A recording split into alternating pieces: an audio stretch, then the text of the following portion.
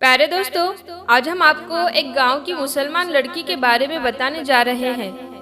जब वो तालाब में नहा रही थी तो बहुत से गैर मुस्लिम वहां इकट्ठा होकर उसे बाहर निकालने के लिए बोलने लगे और उसे बाहर निकालने की कोशिश करने लगे।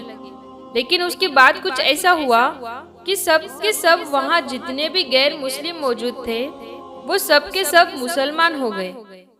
तो दोस्तों, ऐसा वहां क्या हुआ था आगे हम आपको वीडियो में बताएंगे।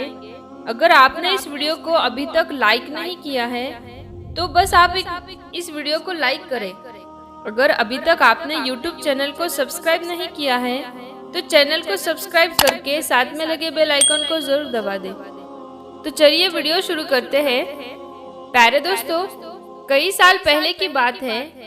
एक राजा अपने सिपाहियों के साथ कहीं जा रहा था। वो राजा मुसलमान नहीं था। उस वक्त बहुत गर्मी थी और गर्मी की वजह से उसे नहाने की हाजत महसूस हुई। यानी उस राजा का दिल करने लगा कि वो नहाए। करीब ही तालाब पर नहाने पहुंच गया। वहां जाकर क्या देखता है कि तालाब में पहले से ही कुछ लड़कियां नहा रही थी, क्योंकि वो तालाब लड़कियों के नहाने के लिए ही था। लड़कियों ने जब राजा को तालाब के पास आते हुए देखा तो सारी लड़कियां फौरन ही तालाब से निकल आई, लेकिन एक लड़की तालाब में बैठी रही। राजा ने उस लड़की से पूछा कि ए लड़की, तुम क्यों नहीं निकली?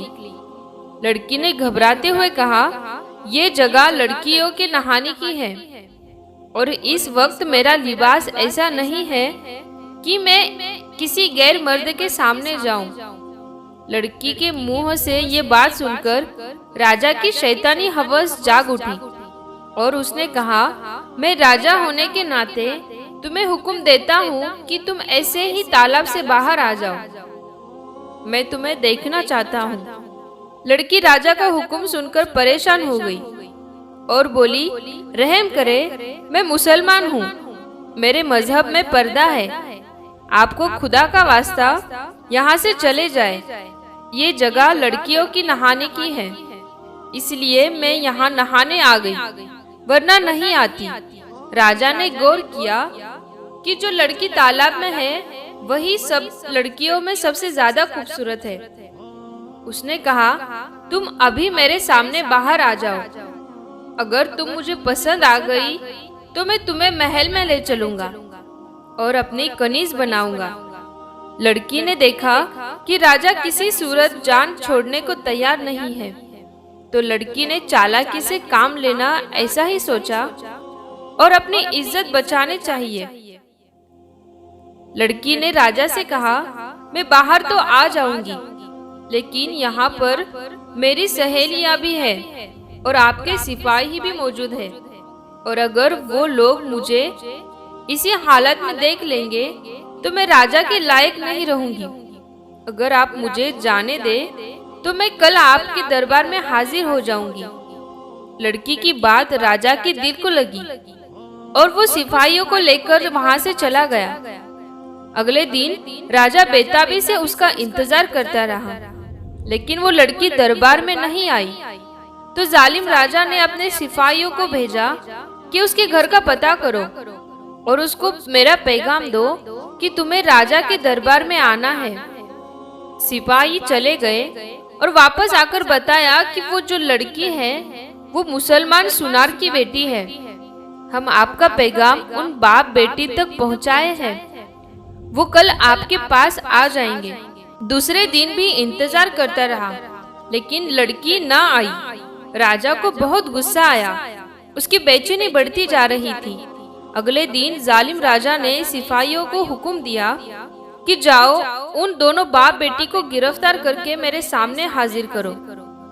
सिपाही फौरन रवाना हुए और वो सुनार के घर जा पहुंचे, मगर आगे से दरवाजे पर ताला लगा हुआ था। लोगों से पूछने पर पता चला कि वो तो कल रात ही घर छोड़कर चले गए हैं। जब इस बात का इल्म जालिम बादशाह को हुआ, यानी उस राजा को हुआ, तो वो गुस्से से पागल हो गया।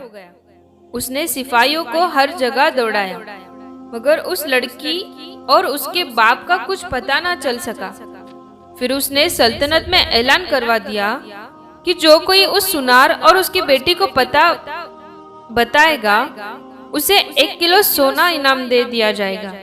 लेकिन फिर भी कुछ हासिल ना हुआ। लड़की का कोई पता नहीं चल सका। तो उस राजा ने अपने साथ वाले लाखों के राजाओं को खत लिखा और उस लड़की और उसके बाप को ढूंढने की दरखास्त करके मदद मांगी। लेकिन वहां भी कुछ पता ना चल सका। ऐसा लगता था उस लड़की को जमीन निगल गई, आसमान खा गया। एक रात वो जालिम बादशाह सोया हुआ था तो उसको एक ख्वाब आया जिसमें दरिया के किनारे एक झोपड़ी नजर आई।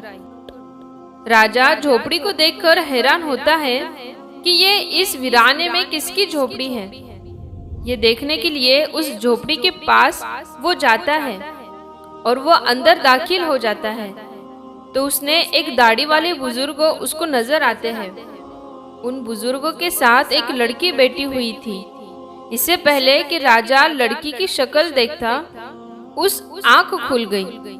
राजा समझ गया कि ये वही बाप बेटी है जो इस झोपड़ी में छुपे हुए हैं। राजा उस इलाके को जानता था। अगली सुबह उसने अपने सिपाहियों का दास्ता तैयार किया और सीधा दरिया के किनारे उसी जगह पहुंच गया जो उसके ख्वाब में नजर आई थी। झोपड़ी के पास पहुंचकर उसने सिपाहियों को वहीं रुकने का हुक्म किया और खुद झोपड़ी के अंदर चला गया। वहां जाकर राजा क्या देखता कि एक कमजोर सी दिखने वाली बीमार लड़की सो रही है और वहीं पर जा नमाज पर बैठकर वही सफेद दाढ़ी वाला आदमी दुआ कर रहा है और कह रहा है कि ए मेरे पालने वाले, ए मेरे अल्लाह, हम कब तक एक जालिम राजा से झुकते रहेंगे जो चंद लम्हों के लुफ्त के खातिर मेरी नादान बच्ची की इज्जत खराब करना चाहता है और जहन्नुम की आग खुद पर वाजिब करना चाहता है। या अल्लाह, उसको हिदायत फरमा, उसके दिल में अपनी मोहब्बत पैदा कर। उसके लोग उसे डर कर ना रहे बल्कि उसके होते हुए खुद को महफूज जाने। उसको इज्जत लूटने वाला नहीं बल्कि इज्जत बचाने वाला बना दे। या अल्लाह, तेरे इख्तियार में तो पूरी कायनात है, 2 दिलों को फिर ना जानता है। तो वो राजा समझ गया कि ये वही लड़की है जिसे वो तलाश करते हुए यहाँ तक आया है। लेकिन वो कमजोर और बीमार नजर आ रही थी और उनके बाप के अल्फाज सुनकर वो राजा खुद पर काबू न रख पाया और उसके बाप के पास बैठकर रो रो कर माफी मांगने लगा कि मेरी वजह से आप पर इतनी मुसीबतें और तकलीफ भी आई है। अब मेरी आंखें खुल गई है, मुझे माफ कर दे। फिर बादशाह ने उन दोनों को पूरे एजाज और इज्जत के साथ महल में बुलाया और लड़की के बाप से कहा कि मैं ऐलान करता हूँ कि मैं अल्लाह और उसके रसूल पर ईमान लाया और मुसलमान हुआ और अब अगर आप इजाजत दे तो मैं आपकी बेटी से निकाह करके इसे अपनी बीवी बनाना चाहता हूँ। बाप ने बेटी की रजामंदी जानकर उसकी शादी उस बादशाह से करा दी। बादशाह ने उस लड़की को अपनी बेगम बना लिया और बाद में उसकी गैर मुस्लिम रियासत मुसलमान रियासत हो गई और बहुत सारे लोग मुसलमान हुए। सुबहान अल्लाह। दोस्तों, इस वाक़ये के बारे में आप लोग क्या राय रखते हैं, हमें कमेंट बॉक्स में जरूर बताइएगा। और मेरे प्यारे दोस्तों, आज की इस वीडियो को आपने अभी तक लाइक नहीं किया है तो इसे हर बार की तरह लाइक करके अपने दोस्तों और रिश्तेदारों में जरूर शेयर कीजिएगा। प्यारे दोस्तों, अगर अभी तक आपने हमारे रोशन उम्मती चैनल को सब्सक्राइब नहीं किया है तो सब्सक्राइब करके साथ में लगे बेल आइकन को जरूर दबा दें ताकि हर वक्त आपको हमारे ऐसे ही नई वीडियो मिलती रहे।